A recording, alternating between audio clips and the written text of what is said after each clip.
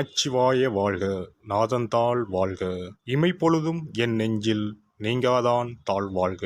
வாழ்க வளமுடன். அனைவருக்கும் இனிய வணக்கங்கள். நிகழும் ஸ்ரீ மங்களகரமான சோபகிருது ஆண்டு தை மாதம் 18ஆம் தேதி வியாழக்கிழமை அன்று சஷ்டி திதியில் சித்திரை நட்சத்திரத்தில் திருதி நாமயோகத்தில் வணிசை கரணத்தில் சித்தயோகம் கூடிய நன்னாளில் இந்த சீர்மிகு பிப்ரவரி மாதம் பிறக்கிறது.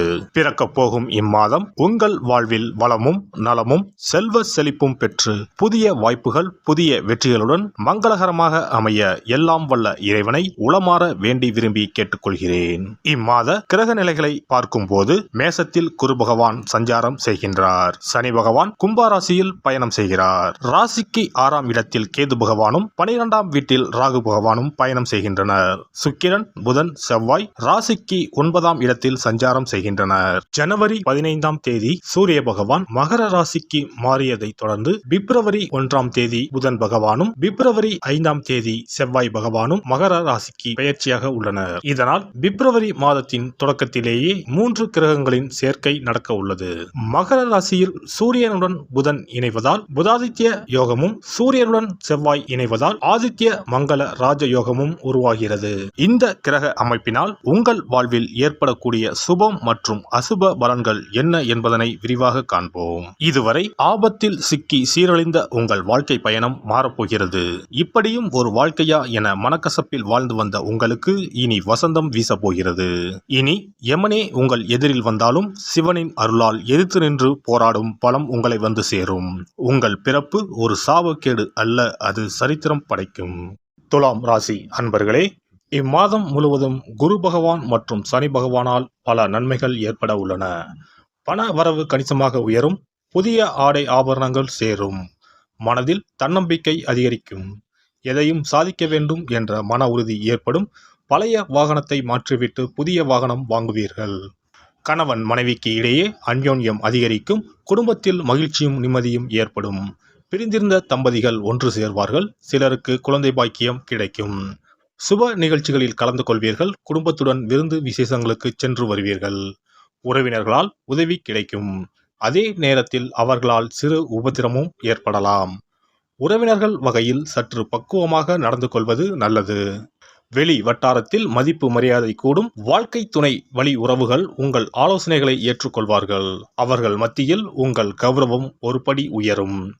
அலுவலகத்தில் இதுவரை இருந்து வந்த இறுக்கமான சூழ்நிலை மாறும். உங்கள் பணிகளில் சக ஊழியர்களின் ஒத்துழைப்பு கிடைக்கும். சிலருக்கு எதிர்பார்த்த பதவி உயர்வு ஊதிய உயர்வு போன்ற சலுகைகள் கிடைக்கும். நிர்வாகத்தினரிடம் எதிர்பார்த்த கோரிக்கைகள் நிறைவேறும். தொழில் மற்றும் வியாபாரத்தில் லாபம் சுமாராகத்தான் கிடைக்கும். மாத முற்பகுதியில் வீண் விரயம் ஏற்பட சாத்தியம் உள்ளது. புதிய முயற்சிகளை தவிர்ப்பதுடன் வியாபாரத்தை விரிவுபடுத்தும் முயற்சிகளையும் தவிர்க்கவும். கலைத்துறையை சேர்ந்த அன்பர்களுக்கு எதிர்பார்த்த புதிய ஒப்பந்தங்கள் கையெழுத்தாகும். பட்டங்களும் விருதுகளும் பெரும் வாய்ப்பு உண்டாகும். அரசால் கௌரவிக்கப்படுவீர்கள். மாணவ மாணவியருக்கு படிப்பில் ஆர்வம் அதிகரிக்கும்.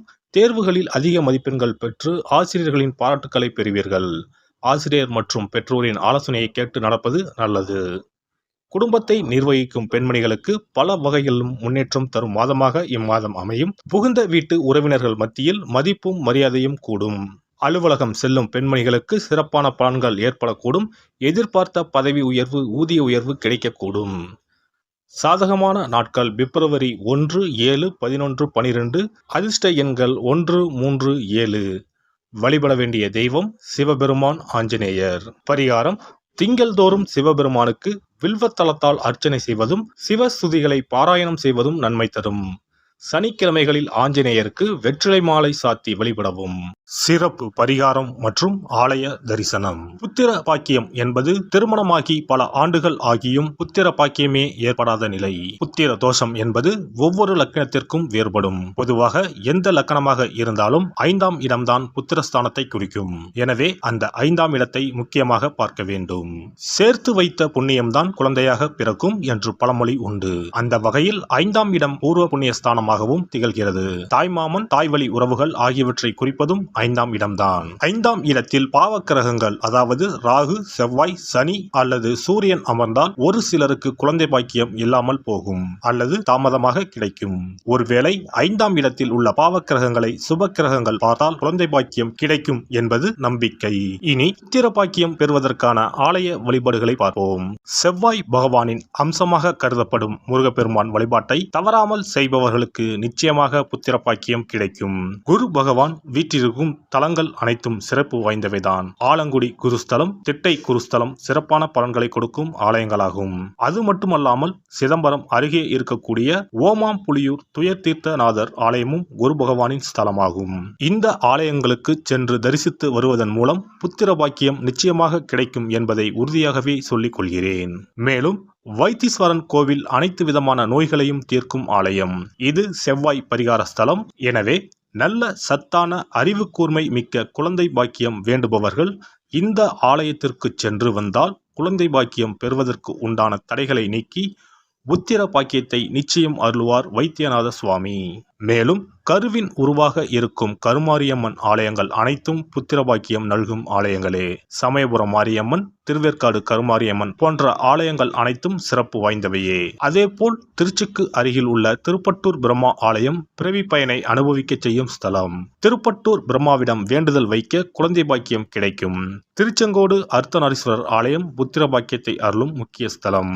குருவாயூர் கிருஷ்ணர் ஆலயமும் ஸ்ரீரங்கம் ரங்கநாதர் ஆலயமும் குழந்தை பாக்கியத்திற்கு வழிகாட்டக்கூடிய வழி கிடைக்கக்கூடிய அற்புத திருத்தலங்கள். இந்த ஆலயங்களில் துலாபாரம் என்னும் வேண்டுதல் வைத்து வந்தால் குழந்தை பாக்கியம் உடனே கிடைக்கும். குழந்தை பேறு பெற்ற லட்சக்கணக்கான பேர் இங்கு வந்து நேர்த்தி கடன் செலுத்துவதை தினந்தோறும் காணலாம். அதேபோல் அத்தி மரத்தை நட்டு வளர்த்து வருவதும் அத்தி மரத்தை பேணி காப்பதும் குழந்தை பாக்கியத்தை தரும். தான தர்மங்களும் புத்திர பாக்கியத்தை தரும். அக்கம் பக்கம் உள்ள குழந்தைகளுக்கு உணவு வழங்குதல், இனிப்புகள் வழங்குதல் போன்ற செயல்கள் புத்திர பாக்கியத்தை தரக்கூடியதாகும். துர்க்கை வழிபாடும் முருகப்பெருமான் வழிபாடும் சிறந்த பரிகார முறைகள். அதிகாலை நேரத்தில் அரச மரத்தை 48 முறை சுற்றி வருவதன் மூலமும் குழந்தை பாக்கியம் நிச்சயம் உண்டாகும். எறும்பு புற்றுக்கு வெல்லம் பொட்டுக்கடலை கலந்து தருவதால் 1000 பேருக்கு அன்னதானம் செய்த பலன் வந்து சேரும். கர்ப்பிணிகளுக்கு அவர்கள் விரும்புவதை வாங்கி கொடுத்து அவர்களை மகிழ்ச்சிப்படுத்துவதன் மூலம் அவர்களுடைய ஆசீர்வாதம் கிடைக்க பெற்று குழந்தை பாக்கியம் கிடைக்கும் என்பது உண்மை. புத்திர தோஷம் உள்ளவர்கள் முதியோர் காப்பகங்களில் உள்ள முதியோருக்கு உணவு உடை வழங்கி அவர்களின் ஆசியை பெற்றால் புத்திர பாக்கியம் கிடைக்கும். மேற்கண்ட ஆலய பரிகாரங்களை முறையாக செய்து நம்பிக்கையோடு வணங்கி வந்தால் குழந்தை பாக்கியம் நிச்சயம் கிடைக்கும். எல்லாம் வல்ல இறையருளால் நீங்களும் உங்கள் அன்பு குடும்பமும் உடல் நலம், நீலாயுள், நிறை செல்வம், உயர் புகழ், மெய்ஞானம் ஓங்கி வாழ்க வளமுடன். இந்த வீடியோ உங்களுக்கு பிடிச்சிருந்தா லைக் பண்ணுங்க, ஷேர் பண்ணுங்க அண்ட் சப்ஸ்கிரைப் பண்ணுங்க. பக்கத்துல இருக்க பெல் ஐகானை கிளிக் பண்ணுங்க. நன்றி, வணக்கம், வாழ்க வளமுடன்.